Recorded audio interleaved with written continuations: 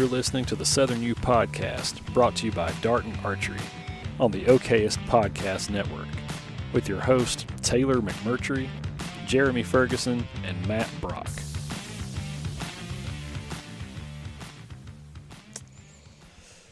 Hey guys, welcome back to episode number 10 of Southern U. And if you guys are new to the show, we just try to provide resources, education resources for those that are interested in land management. I'll make an adjustment. Oh, okay, you've got to make one small adjustment there for all things land related in the Southeast. My name's Taylor McMurtry, joined with Jeremy Ferguson of Wildlife Consulting Services and Tut Land Company, and the Ale Deer legend, Matt Brock. Yes, Dadgummit. Y'all, you're making me exceed the noise level. Yeah, on this came thing. in hot on that Listen, one, buddy. I want to be introduced as Matt Brock of Habitat First Properties. No. Also known as the Ale Deer legend. Yeah, if we can add that in, we're good. Yeah, we're fine. We said this last time, give the people what they want. Mason, one day they're going to make me mad. I'm going to go crazy on this podcast. Tear all the cameras up, knock them down. Oh, welcome back, guys. I guess by the time this one drops, Deer season's over. Yeah, deer season will have ended Thank the Lord. in the Good state grief. of Alabama. And actually, I guess we will be, technically speaking, Lord willing, we'll be at NWTF right Yeah. now. I guess. So, I hope. So anyways, thank you guys so much for the continued support and hanging out with us. This last episode, we talked about your kind of listener, viewer request and tried to answer those questions the best that we could. And we're really appreciative of you guys sending those in. We obviously want to answer questions that you find interesting and stuff that you want to know about. That's what we're about. Today's episode is one that is somewhat of a hot topic and could potentially hurt some feelings depending on who you are and how you've been raised, I guess. But we're going to be talking kind of, I don't know, we could not really because of licensing purposes, but we could call this the Mythbusters episode of Southern U.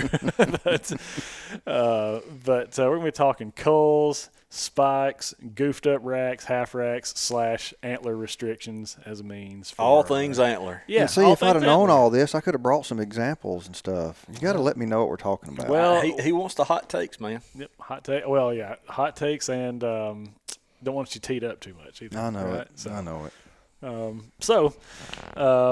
A lot of us in the South, at least, were raised that you should shoot deer that are inferior looking as far as what's on their head. Which is a lot of them. Which is a lot of them. Yeah, they don't get too big when they eat pine straw. It's a joke. We know they don't eat pine straw, guys. But it's pine country, whitetails. It gets really tough compared to other parts of the world. So naturally, they don't look as good.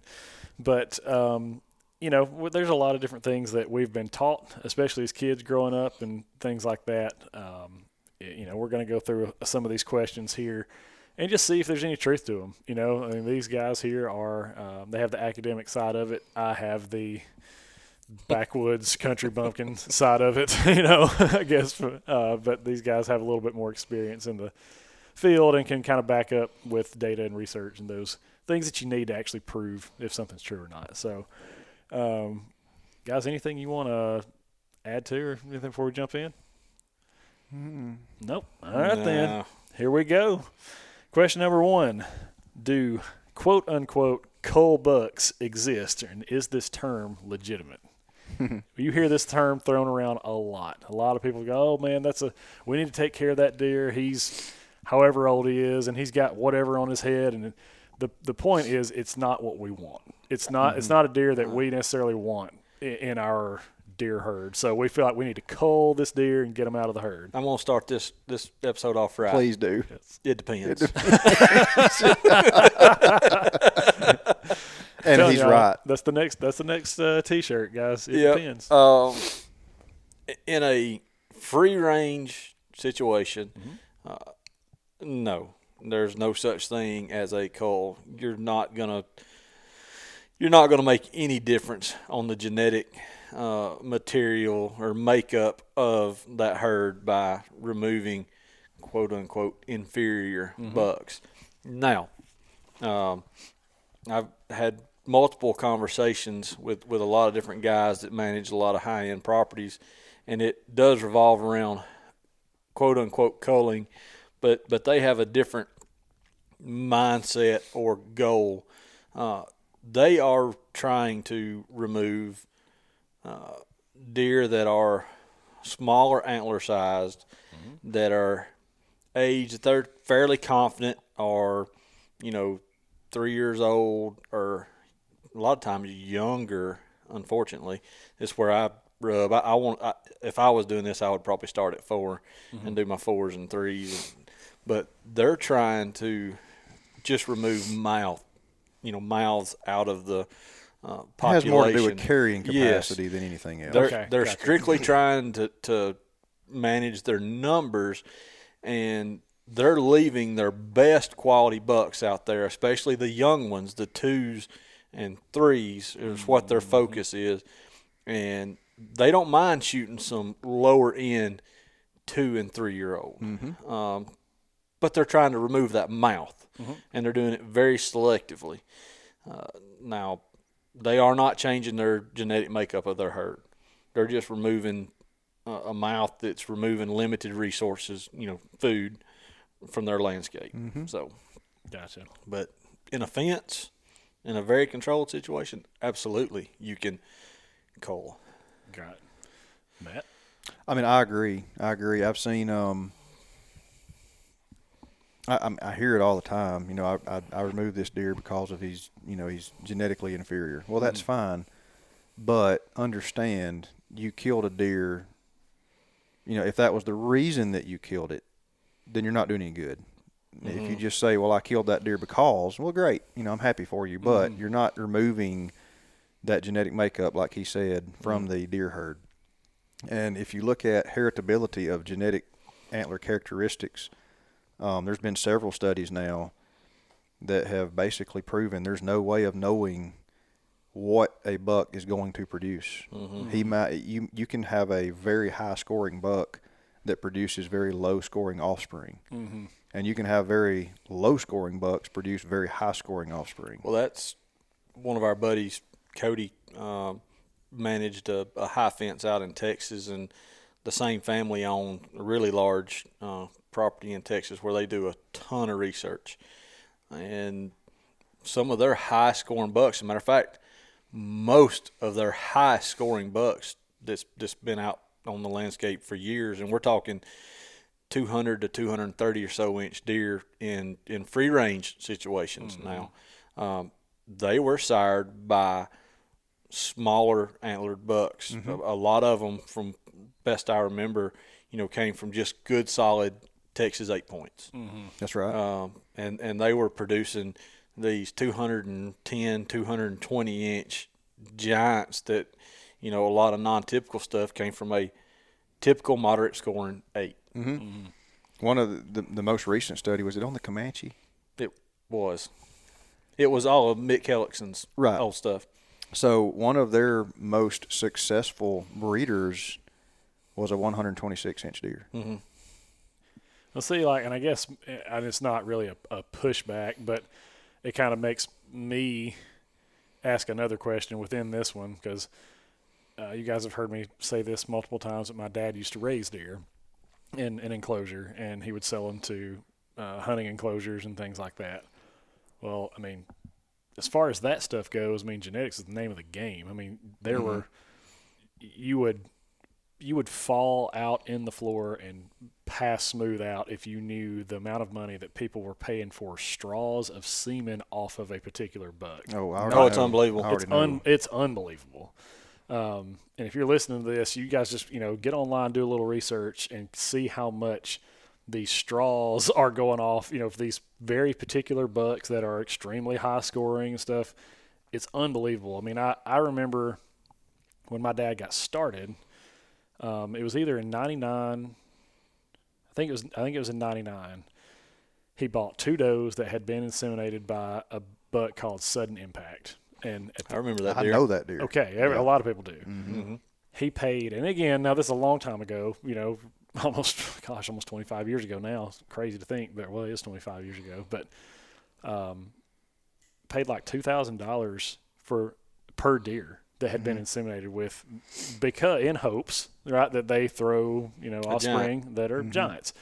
So when you're saying, hey, look, it's not necessarily guaranteed that that's going to happen, boy, people sure do shell out the money for it. They to do. do Well, it. I mean, So, when you get pedigree deer, like you got That's does that the difference. consistently produce high-scoring offspring and bucks that consistently produce high-scoring offspring, you can do that. Yeah. But I know a guy with a breeder buck down the road that's in the 180s, and he has produced a wide array of offspring from 1-year-old spikes to 1-year-old 10 points, and then at 2 they may be 80 inches, and his brother may be 120 inches.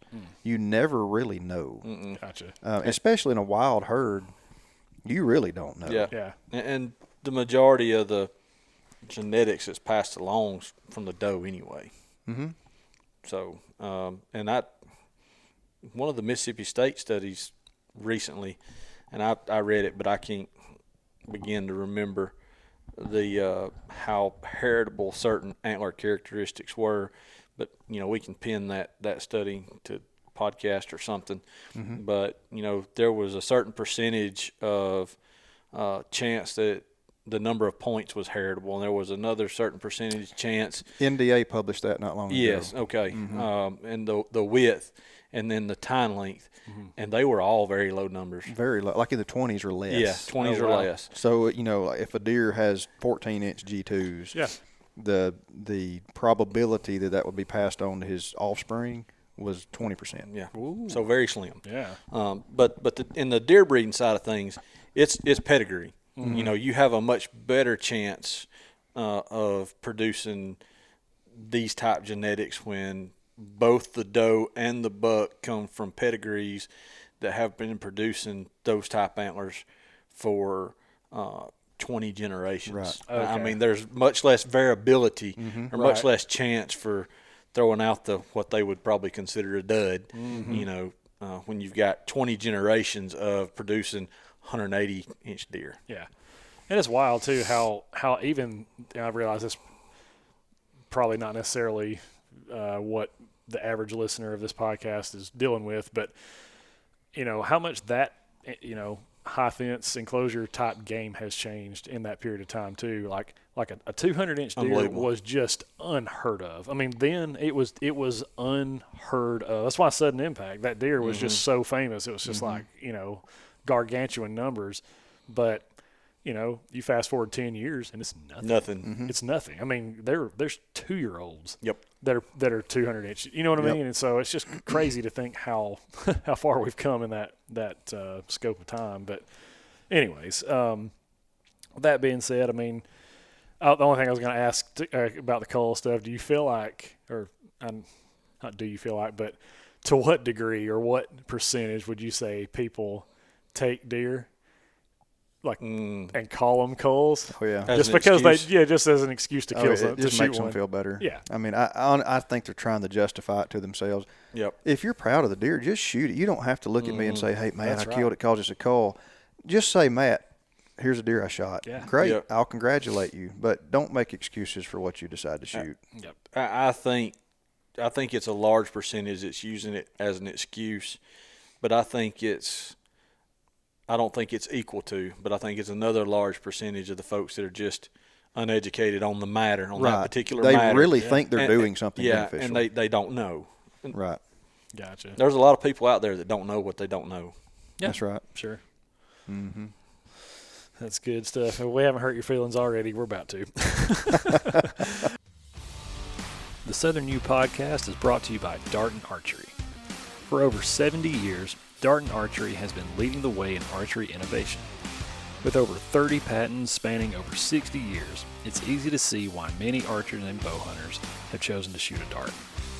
Darton's patented dual sync cam system gives the archer 1/4 inch draw length adjustments, adjustable holding weight options ranging from 85% to 65%, and the super easy to tune E-system for quick adjustments and perfect arrow flight. For more information or to find an authorized Darton dealer, visit dartonarchery.com. That's DARTONARCHERY.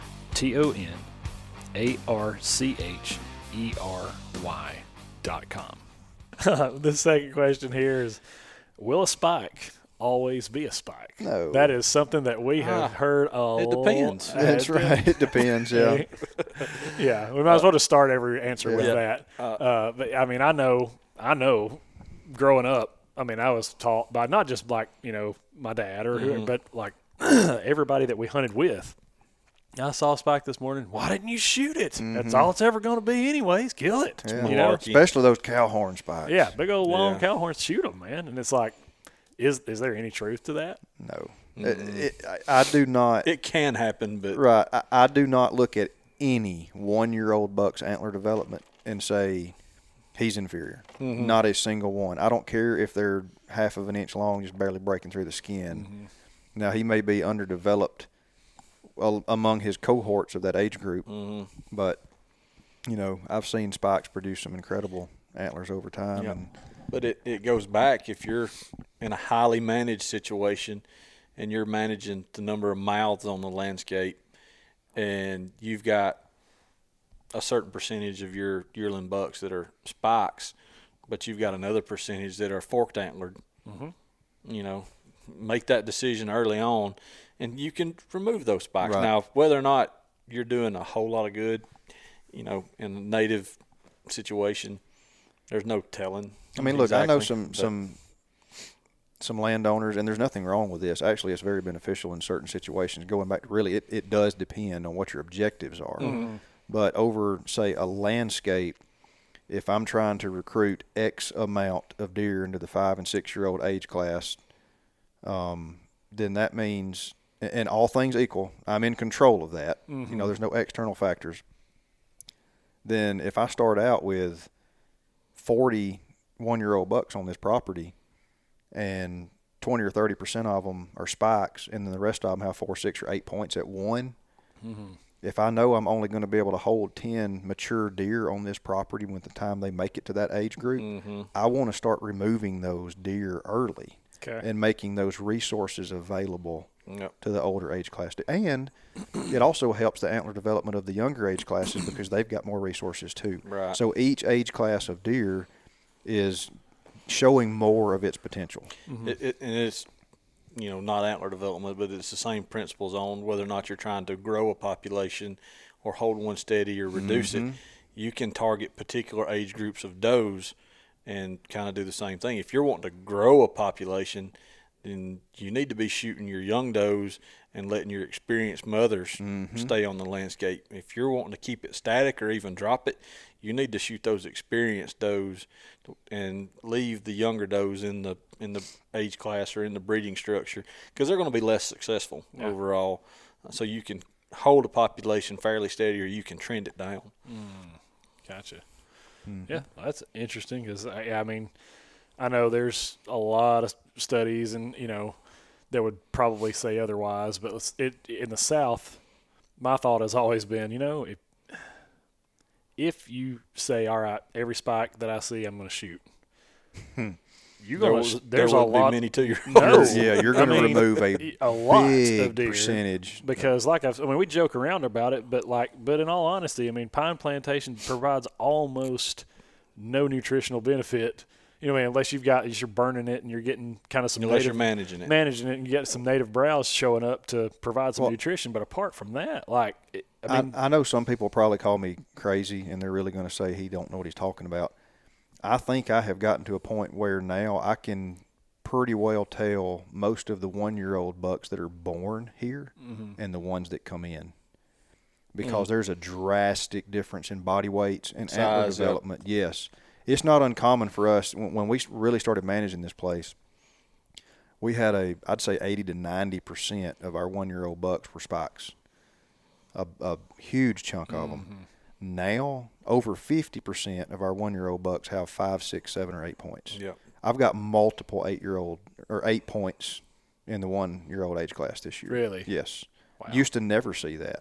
So these deer that, are not growing up here where there's been a lot of habitat improvements and deer herd structure improvements, deer that are moving in from other places, I see spikes. 80 and 90-pound spikes that are, inch and a half. I don't think those deer were born here. Really? I just don't. Or could be late born. They could be late born, but when we got our sex ratios, They shouldn't be. They shouldn't be. They shouldn't be late born fawns. Gotcha. And I don't see a lot of late born fawns around here. Yeah. Interesting. Interesting stuff there. So next one here. This is kind of a long question, but y'all just bear with me. Just because a buck's rack isn't desirable, okay, whatever is on his head is not what you're looking for. If it's too small or if it's, trashy or whatever. I know we've kind of talked about this a little bit, but does that mean that he will pass those antler characteristics on to its offspring? I know we've talked about it a little already, but if something shows up, just like you said, hey, it's got half a rack. It's got split brows on one side and it's got 4 points on the other side.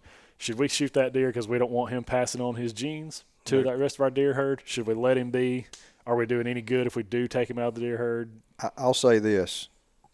If you have, as far as deer health and herd health is concerned, if you have enough deer in those older age classes that will allow you to remove that, because I like to keep some deer in the 4, 5, and 6-year-old age class in a deer herd if possible. It just it aids in so many health aspects for that herd.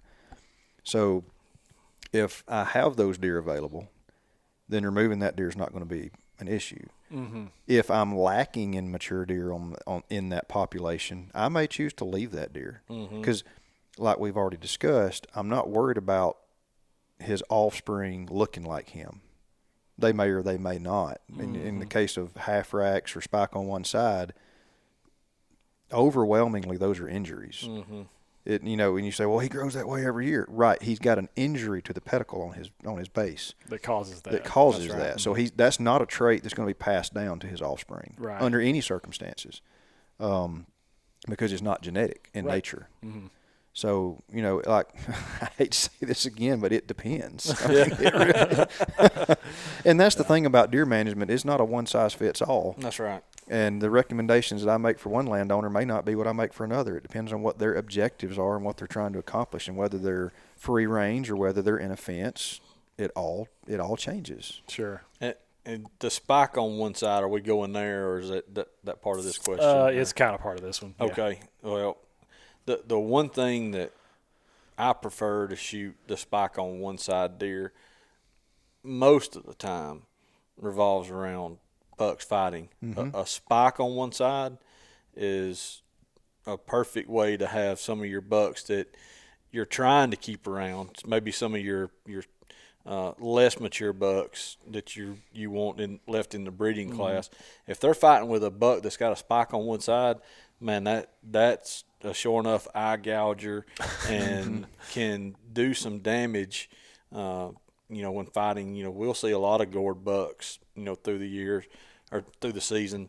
But I have noticed, if you look at bucks, if you've killed them during the rut or after the rut, or tail end with just a spike or just a split on one side, you'll see a lot of times that those deer have got blood on those spikes. And I try to shoot them from that standpoint because I don't want them injured, a deer that we're trying to keep around. I mean, and so you're saying they have the ability to do that, though? Yeah, they do, because that, you got two normally formed antlers.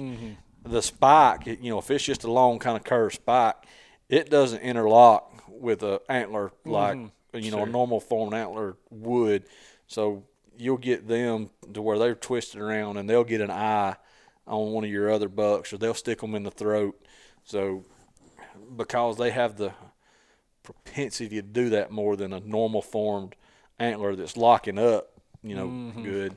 I want them out as best I can. Yeah, I mean, I guess to me, anytime that I've had, just maybe it's either on a plot or something like that, or on a flat piece of ground, and you've got young bucks showing up, and then all of a sudden a mature buck shows up. It's almost like, hey, man, show's over. Yeah. Because they don't want any. The young guys are like, all right, I'm fine. They might bow up for a second, but they ain't coming after a 4 or 5 year old deer if you're a yearling or something like that. Right. And so I guess that was my question, is like, have y'all seen like young bucks tie up with a 5-year-old? Like, does that happen? In most cases, no. Right, but a good 3-year-old, that's stout, and I'm not talking about antler, a good body size 3-year-old and 4-year-old. See, we're trying to shoot 5-year-old deer. Sure. So if we've got a 5-year-old out there that's spike on one side, a 4-year-old will absolutely tie up with him.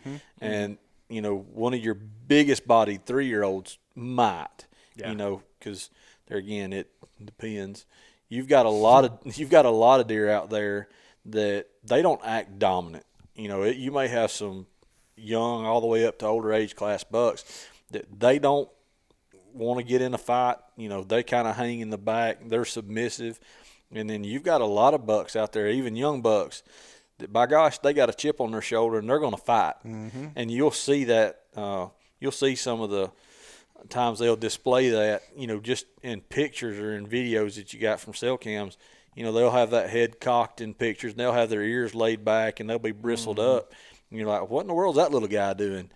Man, some of them just are always looking for a fight. Yeah, right. It's an individualistic behavior. I mean, some deer just out looking for a fight all the time, and some are not. Yeah, I got you.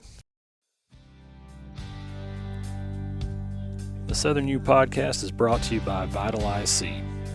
What sets Vitalized Seed Mixes apart from other companies is their ability to keep producing throughout multiple periods of the year. The symbiotic relationships between the different varieties support soil health while being extremely attractive to a variety of wildlife and important pollinators. If you're looking for a product that is going to benefit all of your wildlife and help you put deer and turkey in the freezer, ask your local seed dealer for Vitalized Seed. And for more information, visit vitalizeseed.com. That's VITALIZESEED.com. That's interesting always to kind of get other perspectives on it too. This is kind of the one that I am probably the most excited to hear what you guys have to say about is antler restriction and effective management strategy. You'll hear a lot in our areas of the world here in our southeast, whatever, certainly in Alabama. You've heard us talk about clubs. Now, I imagine most of our audience that's listening to this is probably in the South too. You don't hear about this type stuff much in the Midwest.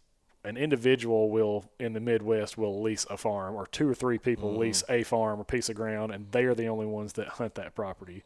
Down here, it's not to say that doesn't happen, but it's a lot more common to say, hey, we're going to go get out 4,000 or 5,000 acres of land, and we're going to get 50 members, whatever, even over 100 members to help pay this lease. And so now there's 50, 60, even 100 people hunting a piece of property at any given time. And so most of the time when that happens, you have someone who's kind of a director, president, whatever you want to call them. You have some other supporting cast role type people that, maybe get voted on or whatever it is. But you have some pecking order that determines the harvest restrictions on this particular area, piece of ground, whatever.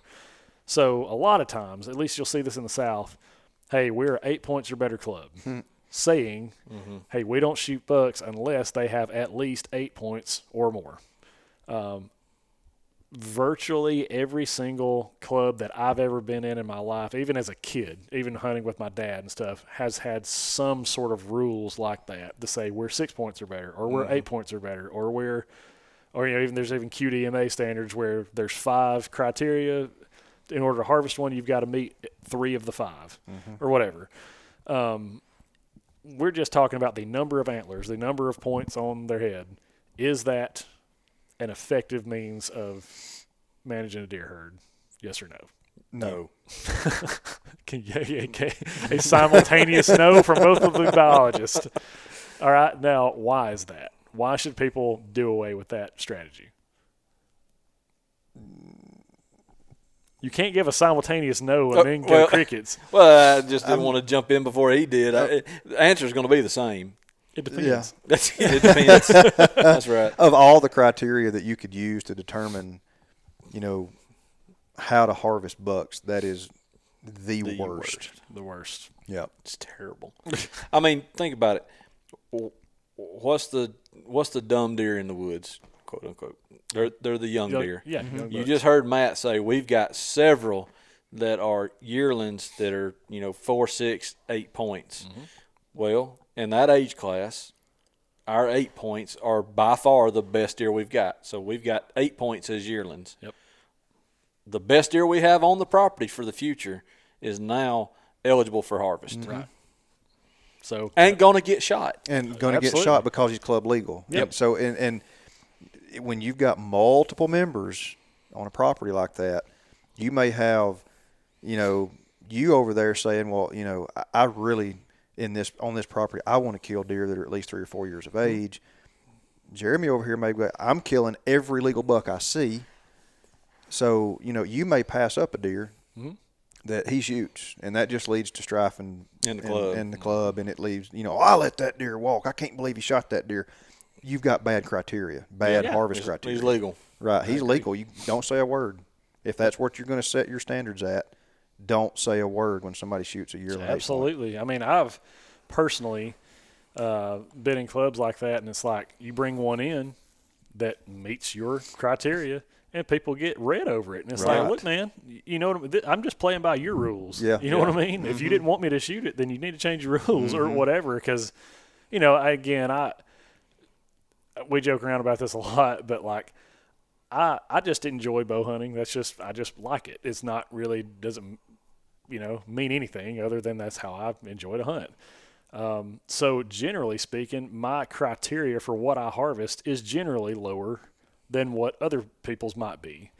Not saying that's right or wrong. I'm just saying we're not mad at you, Taylor. Yeah, I mean, I was like, there's some people that are like, yeah, man, I get it, and some people are like, I can't believe you shot that deer, and I'm like, dude, I've got a bow in my hand. You know what I mean? And so, for me, it's never been a deal of like I'm going to shoot every deer I see because I can't. It's impossible, But if something gets within bow range of me that gets my blood pumping, I don't feel bad about shooting it. You know what I mean? And so there's a lot of people out there that will argue about that, though. Well, that's fine. There's clubs for you, Taylor. Yeah, exactly. That's right. A lot of them. Yeah. One next door. That's right. Hey, give me a bow only club. I'll be in heaven, man. Like we'll do it. Well, and your criteria in that question was antler points. Yeah, sure. Or the number of points. And there's a lot of clubs that just got a mixed bag, whether it be beam length, number of points, width. Oh yeah. And let's face it, none of them are great. Actually, the way I look at it, none of them are even good.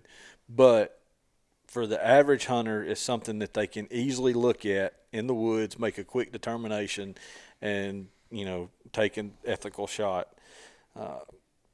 But if I were running a club, my preference is to be shooting age class, and to do that, you've got to be able to look at a deer and determine how old it is. Right. And which we know Jeremy's not real good at. Oh, shots fired! Shots fired! Yeah. Well, and that's I'm sorry, man. I deserve that one. You set that one up. Yeah, I did. You did. I mean, and that kind of leads into the next one. But I'm going to say that's what I was getting at too. Is like if you're saying, hey, this is the worst criteria you could possibly have to determine what is eligible for harvest. Well, then what's the alternative? What's the best way, or what should the best way is by age. That's absolutely the best way. And I'm going to back up a little bit and talk about the club. To have a successful club, even though unsuccessful ones are run this way, but to be successful, in my opinion, and this is just from years of doing what we do and running, with a company through the years, over 1,000 hunting clubs in my career that I've had to deal with. By and large, the best run clubs are a dictatorship. It's one person on the top making the decisions. Yep. Now, the management of that club, the downfall is that one guy. So if that one guy's an idiot, then you probably don't need to be in that club. Right. Now, if it's a guy that's management minded and is pushing quality management decisions, then it's probably going to be a pretty good club. Yep. But shooting age class is by far what people should strive to do, but that is tough. And it's often not feasible. No. It depends on where your hunters are at. It does. And, if you look at, right behind that, I've helped manage a lot of properties that were very successful at getting deer to whatever age class they wanted based on one of two criteria, just being inside spread or beam length. Yep.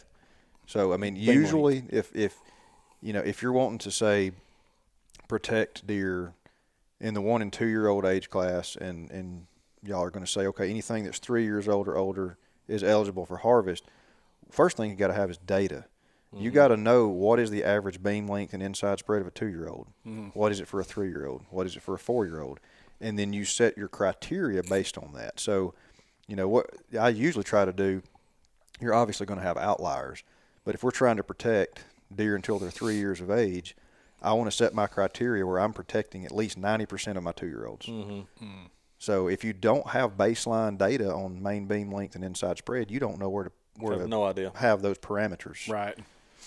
Yeah, and I mean, it is tough because, like I said, I've been in clubs like that where you do have, width restrictions or lean, main beam length restrictions or point restrictions. And me and Jeremy were talking about this on the way down.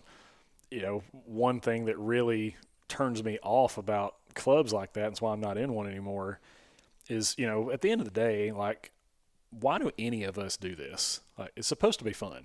It's supposed to, like, this is what I do to relieve stress. This is what I do because I enjoy it. When, you're in a tree and all of a sudden, you have an opportunity to harvest something, a lot of times, especially if we're, talking about rut stuff, that can happen really, really quick. You have an opportunity and it may be seconds. You have to make a decision on, yes, that deer is eligible, take a shot, or no, it's not. And so I would feel like the main reason that a lot of these clubs go to antler restriction, being a means for determining harvest, is just because it's easier to do for the average person. Like, most people can't go, something. I'm not saying not to discredit the general population. I'm just saying it's a lot easier to go 1, 2, 3, 4, 5, 6, 7. Yep, I can shoot that. Instead of going, is his brisket saggy? Is his back swayed? You know what I mean? What color is his face, his nose, and stuff? Like, it's just a whole lot easier to just count some points and make a decision on whether or not to shoot. But I just don't like adding the stress of, oh gosh, are people going to get mad at me if I shoot? What if I made a wrong decision? What if I end up shooting the wrong deer? Now I've got to listen to everybody else talk about it. Like, I just got to where I was. Please air the episode where he shot the 3-year-old ten, and you'll see how you should respond to those type of people. But no, I mean, I've said it on the podcast before. It's not worth ruining relationships and making enemies over. I mean, at the end of the day, it's a stinking deer. Yeah, have fun. Absolutely. And I think a big part of it has gotten past the deer side of it and the social side of it. I think now is so monetized that's why people get so mad and so frustrated. There's no doubt. I mean, there's guys spending thousands and thousands of dollars to have a really nice place to hunt when their neighbor camps out on the line and shoots every deer that they pass year in, year out. And that's where the evolution of hunting is still taking place. And we've said it before, we have conversations constantly about people high fencing properties, and it's getting more popular, and it's going to continue to get more popular. I'm going to meet with a guy down south next week. Got a beautiful place. He's got a neighbor that owns 20 acres and sits on the line and shoots absolutely every deer that crosses the line that's 2 years old or older, and they don't have, the neighbor doesn't have the acreage to produce a bunch of them, but they can produce 2 or 3 a year, really good deer, and he's losing every one of those deer every year to that guy. There's a fence going around it. Yeah. I mean, the neighbor could have worked with him and just been like, hey, I'll do my best. I'll shoot one of these deer that I'm happy with, and then we can work together on what to shoot, from there. No, it's his property. He's going to do what he wants. And that's the attitude of a lot of, it's my property. I'm going to do whatever I want to. Well, that's fine. And it is. That's fine. That's his property. He paid for it. But now he created an enemy across the line, and he's going to have a fence thrown up around it. and he'll never kill another one from coming from that direction. Right. You know, he's wrapping two sides. He's got another. This property lays out poorly for this guy now because he's got big open land on the other side. He's not going to have very many deer. They have to work real hard to get around that too. They have to have a real good reason to come over there. Yep, and that's unfortunately that's the evolution of it. Right. But back to the spike on one side, the antler characteristics. You know, he mentioned the width and the spread. When I was running a bunch of turnkey leases, we did a 2 or 3 criteria, and it was based off of the number of points, the width, and the beam length. So they just had to meet 2 of those 3 criteria. Yeah. Now, that's a lot to look at, but we were able to protect 90% of our 3-year-olds that way. We could up it and get away from the 2-year-olds and protect our 3-year-olds. Right. And, you know, we were targeting 4 and 5-year-olds. Well, and I guess too, like we always say, we keep saying it depends, but it also depends where you're at in the world too, right? Like, It does, absolutely. Because if you're describing those kind of antler characteristics, you know, whatever your width needs to be, you know, It's different everywhere. It's different everywhere. If you've got good data, like you're talking about, then you figure that out. Then occasionally, will you kill a deer that's not 4 or 5 years old? Yes. Now you've got to be okay with it though. Yep. Like, you know what I mean? Yeah. As the club president or whatever you are, Yeah, you've meets got the to criteria. you've got to go, hey, look, meets criteria. Yeah. Nothing, can't get mad about it. You know what I mean? Yeah. So, And, you know, one club years ago, they asked me, you know, we went to 120-inch minimum gross score, and we're killing fewer big bucks than we used to. And I'm like, that's easy. You're high grading. Because some of the dumbest deer in the woods are 120-plus inch 3-year-olds, and they're going to get shot because they meet club criteria. Yep. Yet, that is your 140 and 50 and 60-inch deer at 4, 5, 6 years of age. That you were killing. Yeah, that's what you were killing beforehand, before you went to the 120 minimum. yep. You created a high-grade situation. Yeah, and especially now with bait and cell cameras, you can get a really good handle of what you got walking around the place, and people will select individual deer to kill, and you're not the only one that's got that deer on camera. I promise. Oh yeah, sure. So- We've talked about it a lot Yeah, too. absolutely. I mean, I know a particular piece of property that has a a waiting list a mile long for people trying to get in and just can't get in it because it's such a very small spot, and it's like 700 or 800 acres or so, but it's bow hunt only. Really nice place. And I know the guy personally that manages it and kind of oversees everything, club rules, all that kind of stuff. And he just constantly preaches, you know, boys, if you just let them grow, we can kill big deer in Alabama. I'm telling you right, you just got to let them grow. Quit killing everything. And to his credit, yes, you can. But I also know that in the time that they've had this property, which is about 20 years, they have killed one buck several years back, scored 153, I believe. Killed another one even farther back than that scored like 172, 173. I mean, just a giant for Alabama. And he was like, see, you can do it. And I'm like, okay, man, like I'm not going to pour 20 years of my life into killing a deer. I'm sorry, man. Like, that is not appealing to me at all. Now, to somebody else, maybe it is, you know, but like, can you grow them? Well, I mean, obviously you killed it, so yeah, you can. But, And see, that goes back to saying where it is, and I got a fair idea where that place is, I'm guessing. But in some of these areas of the state, now leave the booner out, but 140, 150, 160-inch deer, very obtainable. Yeah. 140, maybe a little bit plus, can be obtainable on an annual basis, pretty easily. But it's, you know, a little 1/4 inch. Yeah, That's right. On a good rifle, it's a lot less than that. Yeah, About a that's right. 16th. Yeah, less than 2 pounds of pressure too. Yep. That's right. But it's from a really intensively managed situation. You know, we're in a small club. Small clubs can do this. Big clubs struggle. But man, use those cameras to your advantage. You know, ID these deer ahead of time and create a hit list of bucks. And man, don't stray from it unless you know you can age a deer on the hoof. Yeah. Right. Yep. I mean, and that's, I encourage communication. And, people, That's the problem. This is one thing I don't like about larger clubs. You always have a few guys that they're coming to that situation like, I'm not telling anybody anything. I'm going to hunt how I want to. And as long as I'm killing deer that are club legal, I'm not going to worry about it.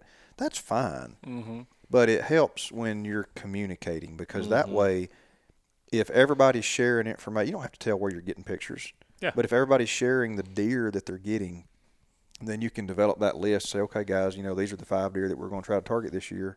Leave everything else alone, unless you have a wanderer come through during the rut, and that happens.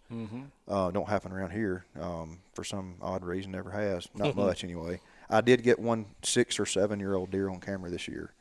That was a solid 10. Never seen him before, and he was not my neighbor's. He ended up not being the neighbor's deer that I thought Really? he was. Yep, not. Because that deer got killed, and he's not the same deer. Okay. So, you'll pick up deer, but developing that list and having good communication with everybody goes a long way. But there's just too much jealousy. I mean, there's just a lot of jealousy in deer hunting. And you can learn those deer easily, if you'll look. Matt's unbelievable, but he spends that much time looking at deer. I don't anymore. I mean, we'll get pictures of deer, 2 years down the road. He goes, oh, I remember that deer. And he'll call it so-and-so and, call where it was, and he'll pull up a picture, and you're like, yep, that's him. Or somebody will kill one 3/4 of a mile down the road and go, oh, that's so-and-so. That used to be on so-and-so's place about 10 days ago. I'm like, what? You don't miss your wife's anniversary or birthdays or anything like that, though, do you? No. But, if you'll take the time, and that's part of it, is a lot of people don't want to take the time to study these things. It takes a lot of time to study them. But what kills me is they put a ton of money into it, and they put a ton of time and effort into it, but that's the only step that they tend not to spend any time on, and say, well, I just don't have time. I'm like, man, you're here every weekend. Take one weekend out and study deer, ahead of the season, and you'll have a fair idea of what's going on. But the communication and the jealousy is by far the biggest thing. What's wrong with hunting today? Yeah. Yeah, that's a lot of truth there too. And like you said, I mean, it probably does need to be a dictatorship. Probably does need to be one person instead of some kind of committee. And when you have multiple people trying to make the decisions, it's a nightmare. Nobody can ever agree on everything. No. It can be a nightmare. I mean, whenever I was on staff at the church, we used to have a saying, and we'd say it a lot. The only thing with more than one head, the only thing with 2 heads is a monster. Because there's nothing good that comes from that. You got multiple people pulling in different directions, and generally speaking, nothing good comes from that. So. I've never been involved, and that's either hunting with or in or help in assisting managing a club that had a board or had multiple people making decisions that was successful long term and remained cordial and friends. Yes, that's not right. One. They all parted ways, and generally under bad terms. Yep. Over trying to communicate about killing a deer. Yep. And if you've got one person making the decisions and saying, okay, guy, if they're an effective leader, if they're a good leader, and they say, these are our harvest criteria, this is what we're going to kill, and that's it. And as long as, here's where you also run into a problem, if that dictator or leader doesn't follow their own rules, then it's bad. It can get really bad. Yeah, no doubt. But if they're a good leader and they're a good communicator and they get the right people, that system works so well. The last real club that I was in Randolph County. The club itself was the easiest place I've ever hunted in the state to just see deer consistently. And it had a board, and it had a president or whatever you want to call it. And as soon as that season was over with, he was gone. It was like they ran him out of town because, things didn't, like you were saying, things didn't mash up exactly. Things didn't tend to jive with everybody else in that club. And, and that is, it's kind of sad that something like that can ruin relationships and that sort of stuff, but it absolutely did. And me and my dad both got out of it. Of course, we didn't, once everything started going downhill, it was like, we're not going to do this again next year. Listen, a deer and a turkey and a duck has ruined more relationships than a woman ever has. Oh, absolutely. You know what my motto is? For years, I would tell people, the blood of Jesus Christ can cover a multitude of sins except for those perpetrated by other hunters. I mean, really. Amen. I'm serious, because like that is like the unforgivable sin as far as the relationships between two people. Yeah, you mess up hunting, and it can go south quick. It can.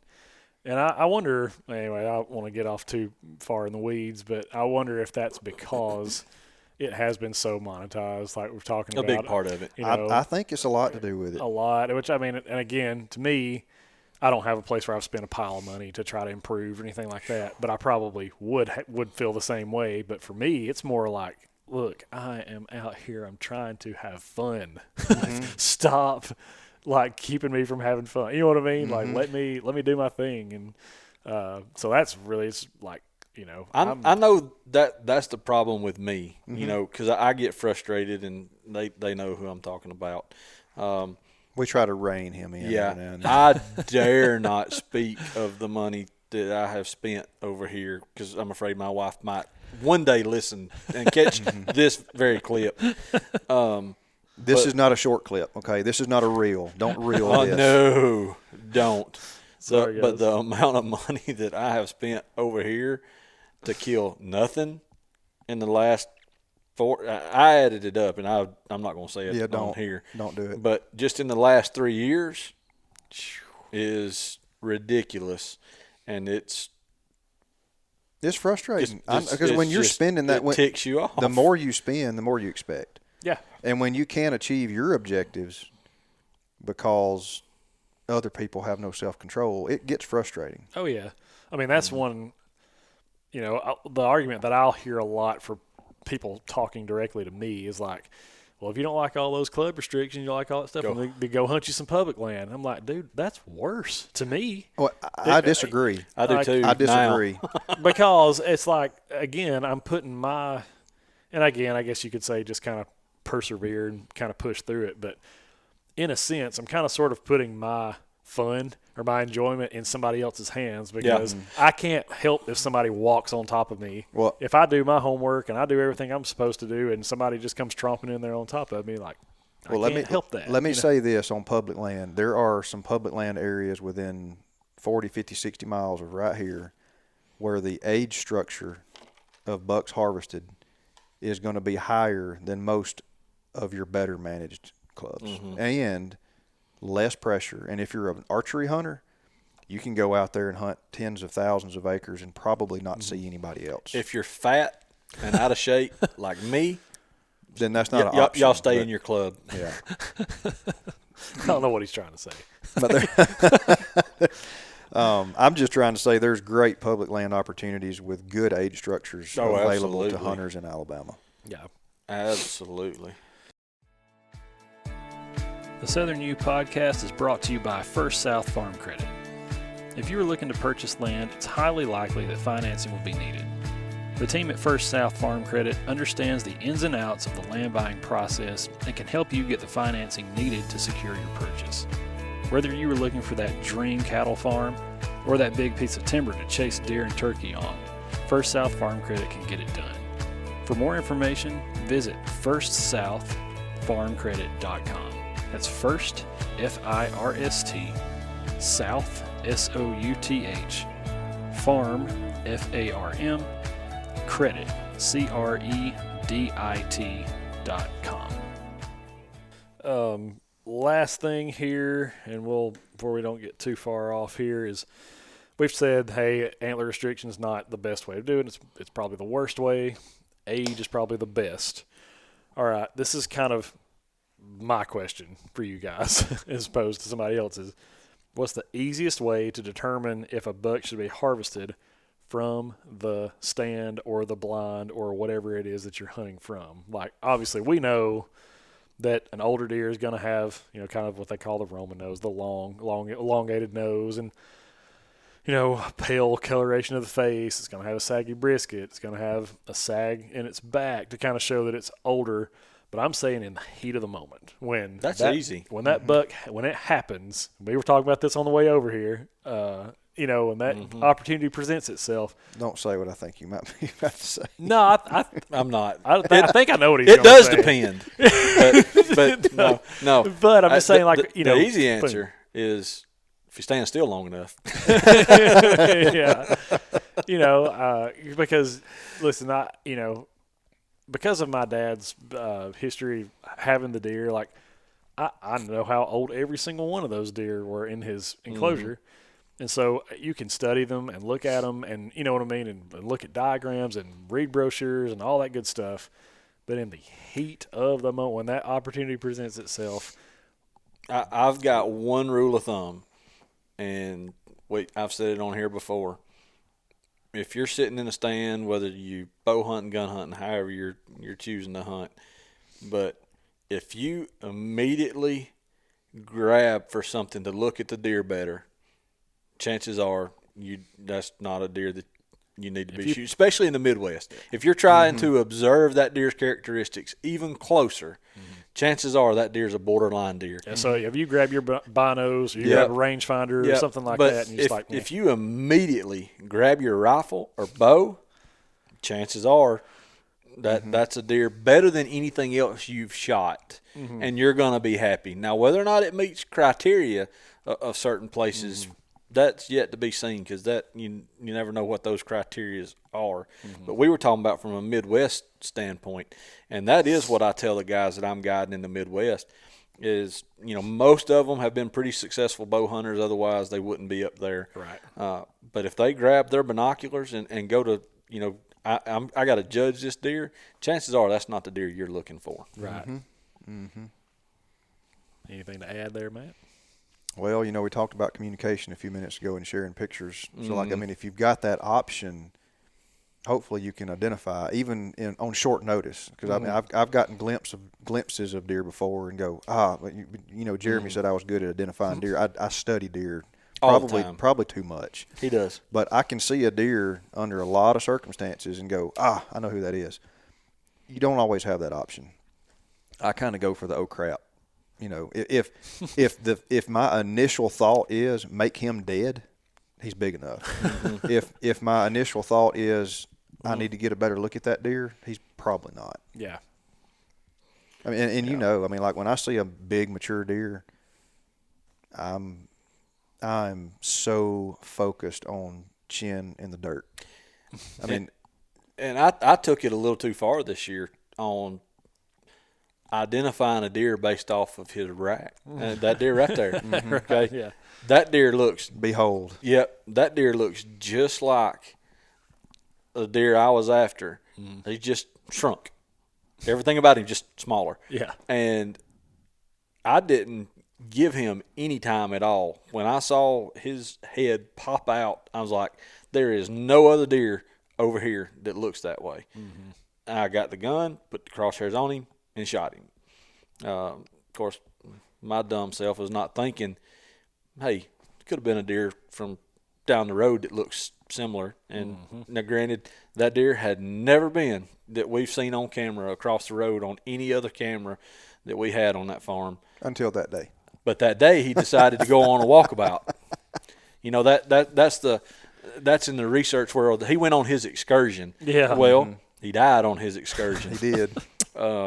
He became a statistic. Yep, but he looked just like another deer, just shrunk. So sometimes you need to take a little better look. But now, where I'm hunting, the deer I was trying to kill was a 6-year-old, probably, maybe 7. I think he's at least 6. Yeah, but still, he's 110, 115 inches maybe. He'll go mid to upper 110s, yeah. Yeah. But now he was 120-ish. Yeah, he's been bigger before. Oh, so y'all do have another picture of him somewhere. Oh, we got years of years pictures. of him. Oh, okay. Years of pictures of that Yeah, deer. but that deer there, he don't score a lot different, but his body characteristics, had I slowed down a little bit, were vastly different. I didn't tell Jeremy this, but when I reviewed the footage, I was looking at at the footage of when he shot the deer when we were walking downfield to go look for it. And I didn't zoom in, but I looked at the deer and I was like, that's not a 6-year-old deer. I didn't say a word because I wasn't sure. I was looking at it on a small lens. I'm just like, I don't think that's a 6-year-old deer. When I'm walking up to the deer, I don't even see his full rack. I can just see a beam in the bushes and in the vines. Mm-hmm. And I turned around and looked at him. I said, that deer ain't very big. And I turned around and looked, and I said, that can't be him. I said, it can't be. I said, the body's too small. Uh-huh. And we get over there and grab the rack and pull it up, and I'm like, oh, my gosh. You can just pick the whole deer up with one hand. I was like, that's a deer from across the road. Yeah. So, I mean, I guess you hear people talk about ground shrinkage. Like, oh, man, he looked great, and I shot him, and I got to the ground, and well, this wasn't ground shrinkage. Yeah, but I'm saying like it was just misidentification. Yeah, but I'm just saying like it happens. You know Absolutely, what I mean? That one right there had ground shrinkage worse than I've ever seen. Worse than anybody. Me and my dad both have a story like this, except he legit killed a 2-year-old. And the deer, I'll just say this: the deer that I killed had the teeth, the wear of a 5 or older deer. Mm-hmm. He also had the body characteristics of that, but he was a midget. Tiny. But all of his shoulders, his neck, everything was just one big muscle. I mean, he was real stocky. He looked huge. Yeah, huge. He did. I saw the deer walking through a cutover at 7:30 one morning, and I shot him and called. Shoot, man, I called like 2 or 3 different people. Sent me a picture of the deer in the scope, still alive. Yeah, and I was like, I just killed a 130-inch deer, and he looked 130. He looked like he had 10 or 11-inch G2s. 7 to 8 inch G3s, Jeez. Out past his ears, maybe 17 inches wide, good long main beams. I get down there to the deer.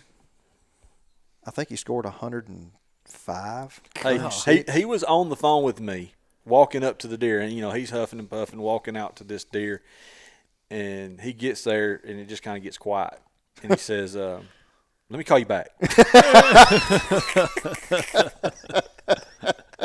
So the deer was he weighed 126 or 7 pounds, and his rack was outside his ears on both sides, which should have made him about 17 inches, but his ears were about 4 inches long, so he was 14 inches inside spread. His main beams that I thought were 20 plus, 16, and his 10-inch G2s were like 7. They were considerably longer than his ears. Yeah. But he was just a midget of a deer. And didn't you shoot that deer with a muzzleloader? No, I shot him with a 30-06. Yeah. Okay. I couldn't remember. But shot half his rack off, if you'll remember. Do you remember that? Not only was he a midget, but I removed half of his rack. Oh, Lord. But he laid his gun down on the deer and sent me a picture. And the gun's as long as the deer. Oh, yeah. I mean, it's like Mason, our guest. Say hi, Mason. Yeah, Mason's back here. Mason shot a deer yesterday, a mature 5 or 6-year-old deer or older, and got a very respectable rack. He weighed 119 pounds. And Cody shot that deer at the same property that I shot my midget. He shot a deer. He called me on the phone. He's like, I just shot a deer that's 24 inches inside. He's huge. He's a monster, probably 150-inch deer. Gets down there, too. He scores like, 121? Yeah, it's right at 120. Right at 120. He was 18 inches wide, but looked like a giant. He weighed in the 120s. Mm-hmm. And he was mature. Yeah. It's wild. Just midgets, small deer. So, look, you're going to mess up. Oh, absolutely. Even if you're doing this off of pictures. Sure. Yeah. You're going to mess up. You can't get beside yourself. I mean, I was mad at myself, for a few minutes. I thought it was hilarious. He did. And I was giggling the whole time. It was. Entertaining, especially since it happened to me. I would be mad if it happened to me. Yeah, I got very tickled when it happened to him a few years ago. Probably made my season. But it's going to happen. Yep. You are going to shoot the wrong deer. Yeah. Mm-hmm. Happens. Yeah, but that's I think you said, if you immediately grab your weapon as opposed to grabbing your optics, that's probably a good indicator. It's kind of like if you've taken a multiple choice, test, they always say just whatever your gut tells you the answer is to go with that. You're more often right than wrong, Yep. I don't know what the answer is, but I feel like it's C. It's probably grabbing optics cost me the largest deer of my life. It cost a lot of people. Yeah, grabbing optics cost me a giant years ago. Me and Jeremy were talking about this on the way down, and in Pike County in Illinois, I had a similar situation where I hunted a morning and I saw 9 rack bucks that morning. Now, at this point in time, I would have been 23, I think. I would go entire seasons and not see 9 rack bucks. You know what I mean? And so I was just kind of freaking out a little bit. But they were all real small dinks, and at this particular place, there was a 130-inch minimum. So I'm like, obviously these are not anywhere close to that. Go back into the same spot that evening. I see this buck coming up this dry creek bed, and there's an Osage orange tree about 30 yards from me with a scrape under it. And every one of those bucks I'd seen that morning, they'd all gone straight to that scrape. I knew I'd already ranged it. It was 30 yards on the nose to it. And he comes right to that scrape, starts licking branches. I draw back, and I go, hold up a minute. Yes, this is way bigger than any deer you've seen so far, but those were all dinks. You know what I mean? Or is this going to meet 130 or not? And I've still got probably 20-ish minutes, 25 minutes of daylight left at this point. And all the other bucks that I had seen had checked the scrape and then just kept on coming down this kind of bottom, and they go past me at 17, 18 yards, and leave. So I'm like, let's just wait a minute. He's going to come right across here. Mm-hmm. I'll check and see, and that'll give me a better look at him. And if he's big enough, I'll shoot him. And I didn't know this, but there's a cut bean field out to the left-hand side of the stand, and there was a buck in that field that I didn't know was there. Mm-hmm. So he gets a glimpse of the buck in the field, immediately just cuts right across the creek bank, never comes to me, and gets out in the cut bean field. As the sun is going down, he stands there and he turns his head. And when he turns his head, the sun just lights his head up. And I'm like, you are the biggest idiot on the face of the earth. 130 all day. Mm-hmm. I don't know how much I was telling him. I don't know, I wouldn't say 140, 150, whatever, but easily 130. And I had to just watch him walk out in that bean field. But walk out of your life. Yeah, and it cost me. You know what I mean? Oh, yeah. But I should have just shot the thing because I knew, just kind of from experience. But anyways, but that's about covered it all, guys. We've actually talked for over an hour. So we could talk an hour more about this little subject. That's right. Mm-hmm. Yep. So I guess we'll wrap it up. Anything you guys want to add to, or? No? I'm good. Be a little late to invite folks to NWTF. Yeah. Hopefully we'll be there. Yeah, hopefully you're there right now. That's right. Yep, that's right. And at this point in time, we still don't have the sequel 33 from Darton in, but as soon as we do, we'll let you know and tell you how you can win that thing. It appears to be an incredible bow. If it's anything like the Prelude, you guys are going to love it because it's a great bow.